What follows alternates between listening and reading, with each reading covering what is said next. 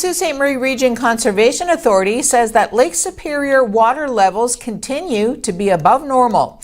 According to National Hydrological Services Great Lakes water levels information, water supplies to all the Great Lakes were above average in April, and water levels for all lakes remain well above standard. Lake Superior has the potential to reach or exceed record highs in May should wet conditions continue, although peak Lake Superior water levels over this period are not expected to cause significant shoreline flooding hazards or erosion.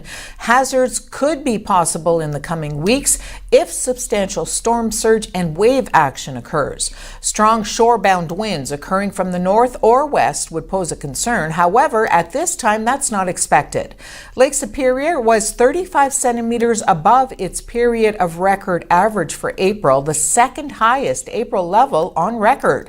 For reference, this level is just 7 centimeters below the record high April level set back in 1986. Conservation staff continue to monitor Lake Superior wind conditions and lake levels closely, with this statement in effect until June 8th.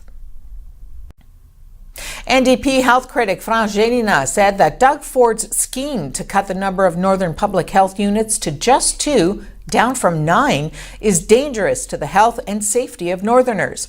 By collapsing all Northern health units into just 2, Ford will force each to cover thousands of kilometers and hundreds of thousands of people in communities with very different public health needs. Gélinas said that these callous cuts spread public health units thin, with less money to protect more people over a more vast territory. Ford's cuts mean that Ontario's 35 public health units would become just 10. Here in Northern Ontario, Ford's plan would leave Region 9 to cover Nipissing, which is part of Renfrew, Muskoka, North Bay Parry Sound, Sudbury, Algoma, Temiskaming, and Porcupine. Region 10 would include Thunder Bay Northwestern Health Unit. In a battle to see who can prove they care more about the environment, both the Liberals and the federal New Democrats are pushing motions this week to declare climate change a national emergency. With the flooding waters of the Ottawa River at the base of Parliament Hill as a backdrop, the competing motions come a week after the Green Party won a by-election in British Columbia, which even Prime Minister Justin Trudeau took as voters signaling growing concern with climate change. The Liberal motion, which is to be debated tomorrow, asks MPs to recommit to the Paris Climate Change Accord by meeting the existing targets for cutting greenhouse gas emissions and toughening them as is required to meet the Accord's stated objective of keeping global warming as close to 1.5 Celsius as possible. The NDP motion, which is to be debated first today, also seeks to hit those targets and calls for the government to bail on the Trans Mountain Pipeline expansion and end fossil fuel subsidies. NDP leader Jagmeet Singh says pipelines and fossil fuel subsidies are not congruent with climate change action. Foreign Affairs Minister Chrystia Freeland played down expectations as she prepared to meet in Washington with Trump trade czar Robert Lighthizer today in a renewed push to get punitive steel and aluminum tariffs lifted.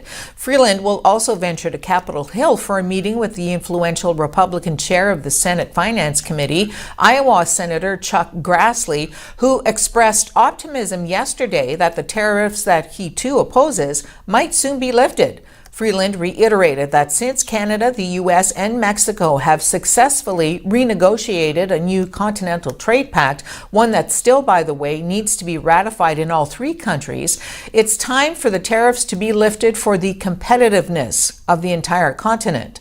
The meetings come after a pair of telephone calls on consecutive days late last week between President Donald Trump and Prime Minister Justin Trudeau, in which the controversial 25% duty on Canadian steel and 10% levy on aluminum was a major subject of conversation.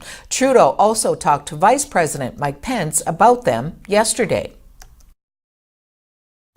Public Safety Minister Ralph Goodale says the federal government will defend itself against any legal action from Terry Lynn McClintock, who was sentenced to life in prison back in 2010 for her role in the first-degree murder of 8-year-old Tori Stafford. During question period yesterday, Conservative MP Glenn Motz asked about McClintic, whose transfer to an Indigenous healing lodge was reversed following a public outcry last year.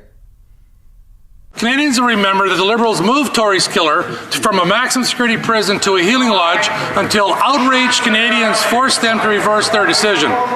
Will the government commit to fight her attempts at getting any taxpayer dollars and put her back behind bars where she belongs? It's not at all clear what the status of any alleged court proceeding might be. Indeed, the media coverage with respect to the judge's comments would indicate that he's not clear what the status is. You can be assured that the Government of Canada will very strongly defend its position.